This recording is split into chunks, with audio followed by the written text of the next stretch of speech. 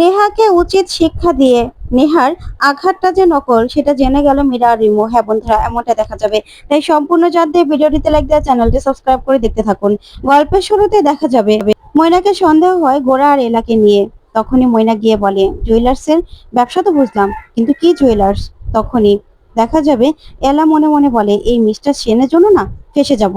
তখন ময়নাক বলে, বলুন। তখন এলা ব্যাপারটা সামলে নেয় আর বলে, আসলে জুয়েলারি আর ডায়মন্ডের মধ্যে যে মাইন্ড, সেটারই আমাদের বিজনেস। তখন তো এই কথা শুনে রাজা ভাই খুব খুশি হয়ে যায়, বলে, সত্যি? তাহলে তো সেখানে হীরা জহরত অনেক কিছু। ওদিকে গোরা বলে, এটা আবার বেশি হয়ে গেল না? এবার যদি জানতে চাই মাইনের ব্যাপারে, তখন আপনি কি বলবেন বলুন তো? তখন এলা বলে, আপনার জন্য তো ফেসে যাচ্ছিলাম।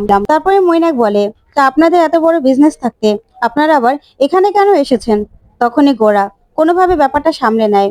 ওইদিকে দেখা যাবে নেহাকে মীরা বলে, আপনার জন্য তো আমি সবকিছু করতে পারি, তার আগে আপনার ক্ষতটা তো ড্রেসিং করে দেই। তখন নেহা বলে, একদম না, ডক্টর ছাড়া আমার ক্ষততে কেউ হাত দেবে না, বুঝতে পেরেছো? তখন মীরা বলে, তাই নাকি? তাহলে কি এই ক্ষতটা আসল নাকি নকল? তখন নেহা বলে, নকল মানে? এই রিমু, তুমি আমাকে গুলি খেতে দেখেছো না? গুলিটা লাগতে দেখেছো না? তখন রিমু বলে, হ্যাঁ দেখেছি তো। তখন মীরা মীরা অবাক হয়ে যায়। তখন নেহা বলে, দেখেছো? আর আমার ক্ষতটা নাকি নকল সেটাই বলছে। তখন মীরা রিমুকে দেখে একদম বিরক্ত হয়। ওদিকে নেহা বলে, শোনো, তুমি যদি আমার মেসেজ করে দিতে পারো তাহলে এসো, না হলে নেই। তখন মীরা বলে, হ্যাঁ মেসেজ করে দেবো তো, এমন ভাবে মেসেজ করে দেবো না যে সারা জীবন মনে থাকবে। এই বলে সেখান থেকে চলে গেলে ওইদিকে নেহা মনে মনে বলে, না, মৈনাককে আমাকে ফোন করতে হবে। গোরা আর এলাইবা এত রাতে কোথায় গেল? আমাকে তো দেখতে হবে। এই বলে মৈনাককে ফোন করতে থাকে। ওইদিকে এলা বলে, আসলে আমাদের এত বড় বিজনেস থাকলে কি হবে? ওইদিকে আমাদের মেয়ের বিয়ের জন্য না কোনো গয়নাই আমাদের পছন্দ হচ্ছিল না। এদিক ওদিক কত জায়গায় খুঁজেছি, কিন্তু কোথাও পাচ্ছিলাম না। তখনই মৈনাক আবারও বলে, মানে কোথায় কোথায় খুঁজেছেন আপনারা? তখন গোরা বলে, হ্যাঁ খুঁজেছি তো, কত জায়গায় দেখেছি। তখন এলা বলে, আপনি খুব ট্যালেন্ট তাই না? আমাদেরকে এইভাবে কথার মধ্যে ঘোরাতে চাইছেন? তখন মৈনাক বলে, না বলুন, আর কোথায় কোথায় দেখেছেন? তখন গোরা বলে, আচ্ছা আপনারা কোনো গয়না দেখাতে পারবেন না না? তাহলে আমরা চলে যাচ্ছি। তখন রাজাবাই বলে, না না, আমার কাছে অনেক সুন্দর সুন্দর গয়না আছে। এই বলে গয়না দেখাতে থাকে, কিন্তু গোরাদের গয়নাটা এখনো দেখায় না। ওইদিকে মৈনাক মনে মনে বলে, আমার কাছে খটকা লাগছে। এখনই আমাদের বড় ক্লায়েন্ট দরকার, আর এখনই আমরা বড় ক্লায়েন্ট পেয়েও গেলাম। কি ব্যাপারটা? না, আমাকে তো জানতেই হবে। তখনই রাজাবাবু বলে, এখানে আর কোনো গয়না পছন্দ হচ্ছে না? তখন গোরা বলে, না না, এগুলো পছন্দ হচ্ছে না। তখন এলা বলে, না, এখানে একটাও পছন্দ হচ্ছে না আমাদের মেয়ের বিয়ের জন্য। না, আমরা চলে যাচ্ছি, অন্য কোথাও দেখে নেব। এ বলে চলে যেতে লাগলে রাজা ভাই বলে, না, একটা গয়না আছে, খুব এক্সক্লুসিভ। তখনই মৈনাক বলে, আচ্ছা রাজা ভাই, এদেরকে এই গয়নাটা দেখানোর কি দরকার আছে? তখন রাজা ভাই বলে, দরকার আছে তো। বিদেশে পাচার করতে গেলেও যদি ধরা পড়ে যায় তাহলে আম ছালা দুটোই তো যাবে।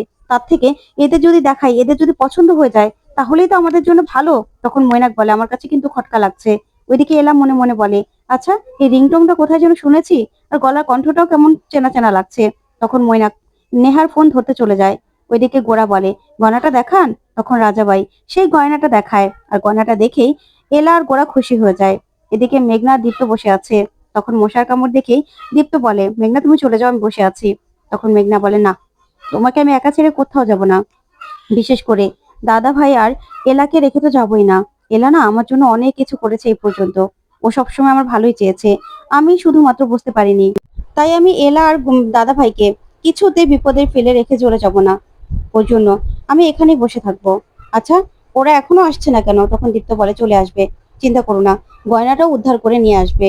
তারপরেই মেঘনা আর দীপ্ত নিজেদের মনের কথা বলতে থাকে, আর দুজন কাছাকাছি আসতে থাকে। ঠিক তখনই মৈনাক বাইরে এসে ফোনটা রিসিভ করে করে আর বলে, কি ব্যাপার নেহা, ফোন করছো কেন? জানো না একটা কাজে এসেছি? তখন নেহা বলে, দেখো তোমাকে একটা খবর দেওয়ার জন্য ফোন করেছি। এলা আর গোরা এ রাত করে কোথায় যেন বেরিয়ে চলে গেছে, সেটাই তোমাকে বলার জন্য ফোন করেছি। তখন মৈনাক বলে, কি বলছো তুমি? তখন নেহা বলে, হ্যাঁ, আসলে ওরা মনে হচ্ছে গয়নাটার ব্যাপারে কোনো লিড পেয়েছে, সেখানে হয়তোবা গয়নাটা খুঁজতে গেছে। তাই তোমাকে বলার প্রয়োজন মনে করেছিলাম, তাই বলছি। ওইদিকে মেঘনা আর দীপ্ত সবটা লুকিয়ে লুকিয়ে শুনতে থাকে।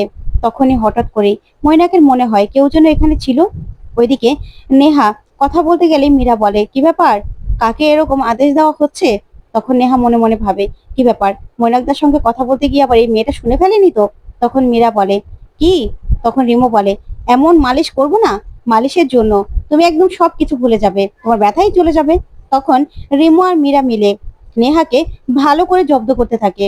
তখন নেহা বলে, ব্যথা তো গেলই না, আরো ব্যথা হচ্ছে। তখনই একটা ছোট ব্যাট নিয়ে নেয় মীরা আর বলে, এটা দিয়ে আমি তোমাকে মালিশ করব। এই বললেই নেহা ভালোভাবে জব্দ হয় আর পড়ে যায়। ওইদিকে দেখা যাবে গয়নাটা পেয়ে তো খুব খুশি গোরা আর এলা। তখন এলা বলে, এই তো এই গয়নাটাই তো, খুব ভালো লাগবে আমার মেয়েকে, এটাই আমরা নেব। তখন রাজা ভাই গোরাকে বলে, আচ্ছা স্যার, আপনারা এখানে থাকুন, ডিলটা যখন হয়েই যাচ্ছে তাহলে আমরা এখানেই থাকুন, একটু ব্যবস্থা আছে। তখনই এলা আর গোরা বলে, না না, আমাদের ফ্লাইট আছে। ওইদিকে মীরা আর রিমু তো ভীষণ খুশি। তারপর রিমু বলে, বৌদি ভাইকে না এই মেয়েটা অনেক জ্বালিয়েছে, এবার একদম জব্দ হয়েছে। ওইদিকে রাজা ভাই বলে, আপনারা এত বড় ক্লায়েন্ট আর আপনারা এইভাবে চলে যাবেন, সেটা তো হতে পারে না। এখানে আইটেম নাচের ব্যবস্থা করা হয়েছে, খুব ভালো লাগবে, নাচা গানা করে তারপরে যাবেন। তখন তো এলা রাজি হয়ে যায়। তখন গোরা বলে, কি করছেন বলুন তো, রাজি হচ্ছেন কেন? তখন এলা বলে, না হলে তোরা সন্দেহ করবে।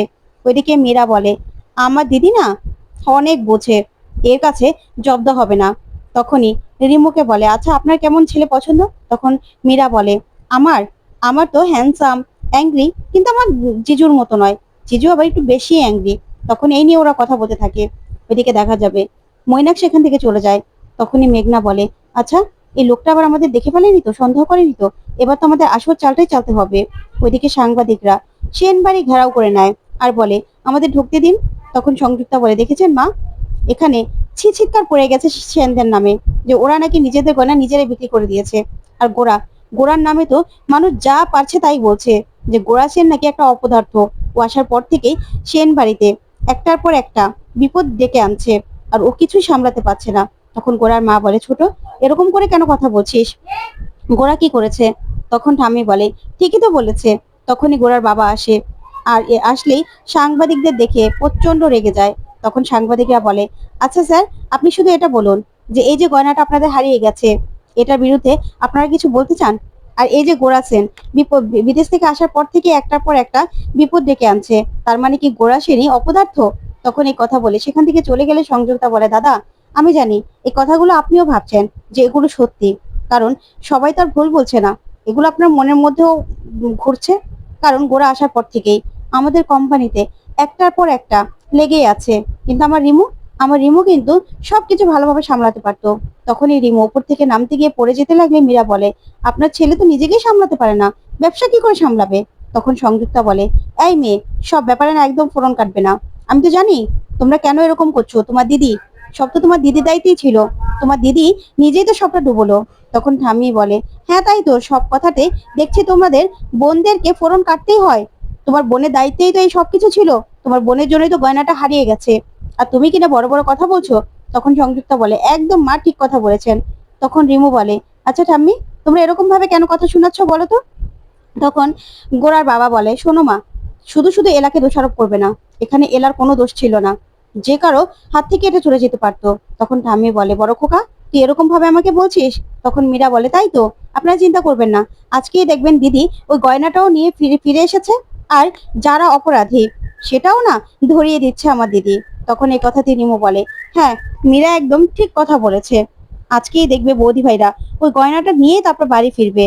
তখন তো গোরার বাবা এই কথা শুনে অবাক হয়। এদিকে দেখা যাবে একটা মেয়েকে এনে নাচে গানে মেতে ওঠে গুন্ডারা। তখন এলা আর গোরা এসব দেখে অবাক হয়ে যায়। তখন গোরা বলে, আপনি কেন এখানে রাজি হলেন বলুন তো, দাঁড়িয়ে থাকতে? তখন এলা বলে, কি করব, আমরা সুযোগ বুঝে এখান থেকে পালিয়ে যাব, না হলে তো আমরা ধরা পড়ে যেতে পারি। ওইদিকে গোরা আর কেশকেও টেনে নিয়ে আসে সেই মেয়েটা, যা দেখে এলা প্রচন্ড রেগে যায়। তারপর গোরাকে নিয়ে বলে, কি শুরু করেছেন আপনি, আপনি নাচুন, তারপরে আমরা ধরা পড়ে যাই, বুঝতে পেরেছেন? চলুন এখান থেকে, আমাদেরকে যেতে হবে তো। ঠিক তখনই মৈনাক সেখানে চলে আসে আর রাজা ভাইকে সেখান থেকে আড়ালে নিয়ে কিছু একটা বলতে থাকে।